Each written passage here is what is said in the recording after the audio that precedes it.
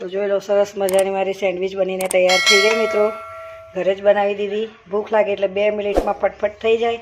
તો ચાલો, બની ગયું સેન્ડવિચ મારી.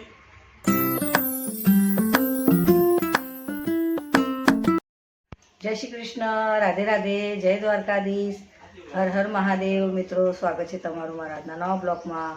મિત્રો, સવારના 10 વાગીને 5 મિનિટ થઈ છે. તમે બધાને ગુડ મોર્નિંગ.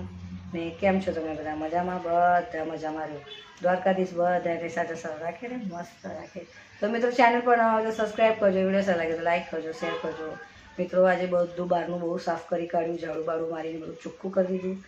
બધું પાણી વાણી બધું ભરાઈ ગયું, કપડાં પણ ધોઈ કાઢ્યા, નહીં ધોઈને ફ્રેશ, પૂજા પણ કરી દીધી.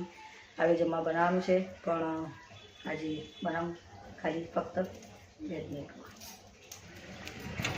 જો આ બધા લાકડા જે અહીંયા હતા ને બધું સાફ કરી કાઢ્યું. આ ખૂણો અહીં મૂકી દીધા બધા લાકડા ને બધું અહીંયાથી વારીને અહીંથી બધો કચરો ભરી દીધો. અને ચાલો હવે જમવા બનાવવાની શરૂઆત કરું. પણ આજે એક અલગ ડિશ બનાવું છું, તો ફટાફટ બનાવી દઉં.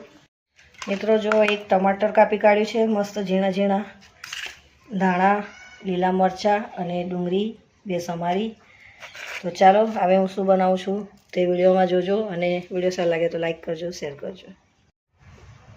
તો ચાલો મિત્રો, હવે બનાવવાની શરૂઆત કરીએ. ફક્ત 2 જ મિનિટમાં બનાવીએ આપણે ઘરમાં સેન્ડવિચ.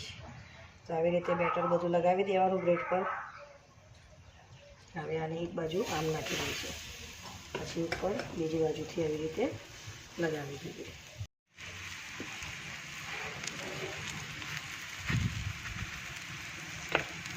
ઝટપટ બની જાય એવું ઘરનું સેન્ડવિચ. બાળકોને પણ ભાવે, બધાને ભાવે. આવી એક બાજુથી શેકાઈ જાય પછી એને આપણે પલટી કાઢીએ.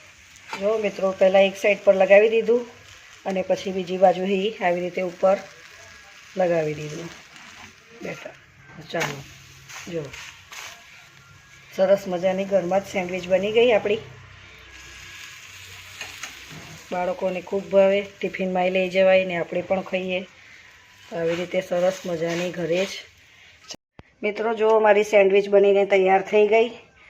ફટાફટ જલ્દી જલ્દી ભૂખ લાગે તો આવી રીતે કરી દેવાનું. મસ્ત આવી રીતે ડુંગળી અને ગરમ ગરમ નાસ્તામાં તૈયાર થઈ ગઈ આપણી સેન્ડવિચ. જોઈ લો. તો જોઈ લો, સરસ મજાની મારી સેન્ડવિચ બનીને તૈયાર થઈ ગઈ. મિત્રો, ઘરે જ બનાવી દીધી. ભૂખ લાગે એટલે 2 મિનિટમાં ફટફટ થઈ જાય. તો ચાલો, બની ગયું સેન્ડવિચ મારી. અને બનાવી છે સેન્ડવિચ તો 2 જ મિનિટમાં ફટફટ બની ગયું. તો આજ માટે આટલું. ચેનલ પર ના હોય તો સબસ્ક્રાઈબ કરજો, વિડીયો સારા લાગે તો લાઈક કરજો, શેર કરજો. તો મળે નવા બ્લોગમાં. જય શ્રી કૃષ્ણ, રાધે રાધે, જય દ્વારકાધીશ, હર હર મહાદેવ. બાય બધાને.